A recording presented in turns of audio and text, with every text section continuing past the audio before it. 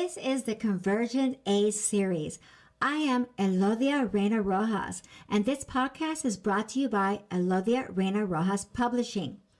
This is episode 4, The Global Energy Race.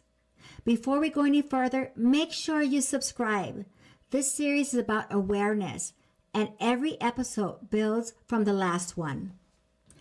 In episode 3, we talked about how artificial intelligence is already shaping politics, information, and what people believe to be true, often without them realizing it. Today, we go deeper, because none of that power exists without something underneath it. And as always, please stay with me to the very end. I will show you how to use AI in a way that will protect your life. And I will tell you what episode 5 is about, because that episode will change how you see privacy and identity forever. This episode is about the global energy race, because if we want to understand the future of AI, you have to understand the energy behind it. Let's start with what AI really runs on.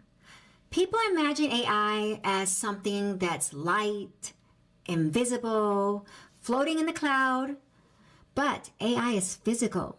It lives inside data centers the size of stadiums. It consumes massive amount of electricity, and it uses an enormous volume of water to stay cool.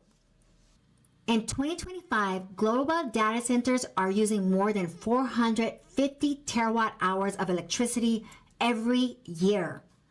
By the end of this decade, that number is expected to approach 1,000 terawatt hours. That is roughly the electricity use of an entire industrialized nation. And this growth is not coming from casual cloud use. It's coming from AI training, AI inference, and massive GPU clusters running nonstop. AI does not grow on creativity alone. It grows on power. Let's talk about the US grid reality. Here is the reality inside of the United States. AI demand is expanding faster than our infrastructure can support. Data centers already consume more than 4% of all U.S. electricity, and that number is rising quickly.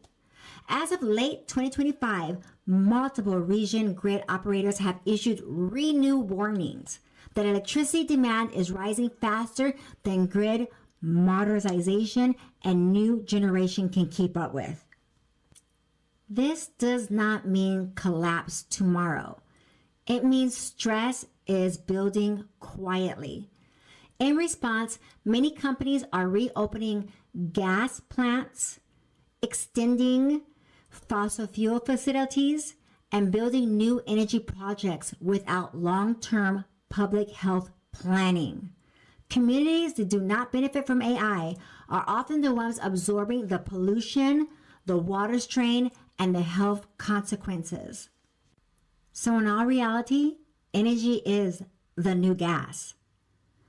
There is something you need to understand clearly. Energy is the new gas. Whoever can produce stable, affordable, renewable energy will control the next 50 years. This is not about climate arguments. This is not about political labels. This is about power. AI has created a new global competition. Countries that can generate clean energy at scale will dominate technology, healthcare, defense, and economic growth. Countries that cannot will become dependent on others.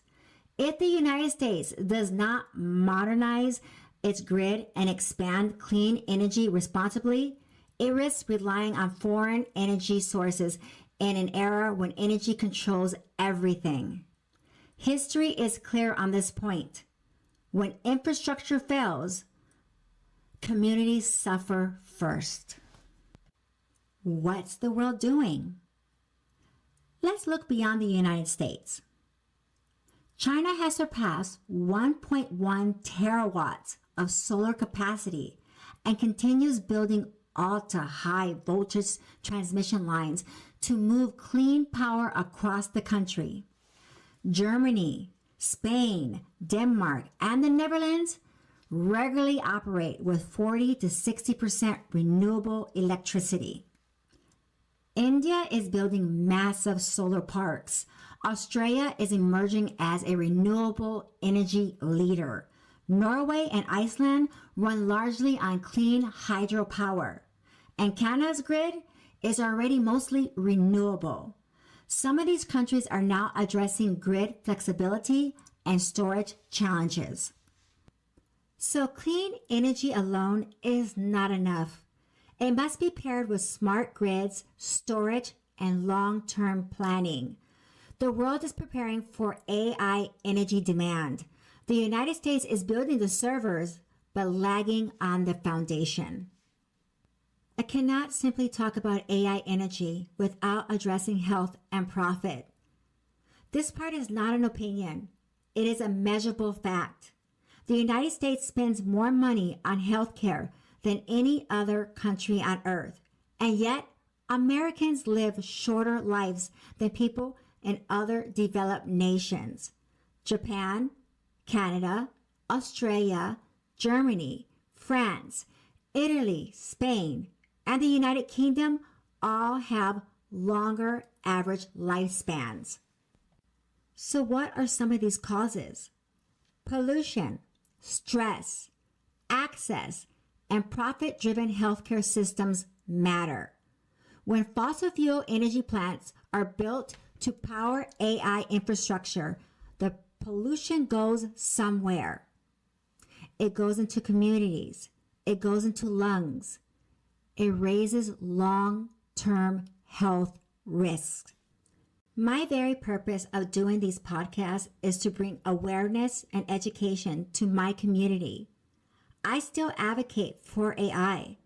I want to be very clear. I love AI. I advocate for AI. AI has helped me create music, film, education, and global work from home. AI can remove burdens. AI can expand capacity, human capacity.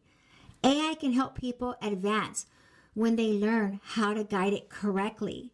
Loving AI does not mean ignoring its cost. Awareness is not opposition. Awareness is protection.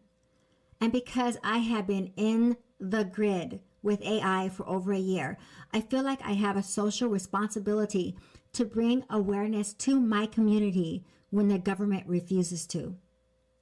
So today's AI advice. Here is your AI advice for episode 4. A weak question sounds like this. Does AI use a lot of water? That question is too simple, and it won't give you the truth you need. A stronger question sounds like this. As of December 2025, how much water do AI data centers use in the United States? How does that compare to other countries? What cooling methods are being used? And what renewable or water efficient alternatives exist to reduce environmental and public health impact? When you ask detailed questions, you get usable answers. When you ask global questions, you get global truth. AI is not your zip code. AI is global. Before we close, let me tell you what episode 5 is about. Episode 5 will focus on the collapse of privacy and the new human exposure. AI-powered glasses and augmented reality systems are now capable of identifying faces, leaking digital identities, and accessing online footprints in real time. Your face becomes data. Your voice becomes a key. Your identity becomes searchable. This is already happening. This is the convergence age, and the future is already here.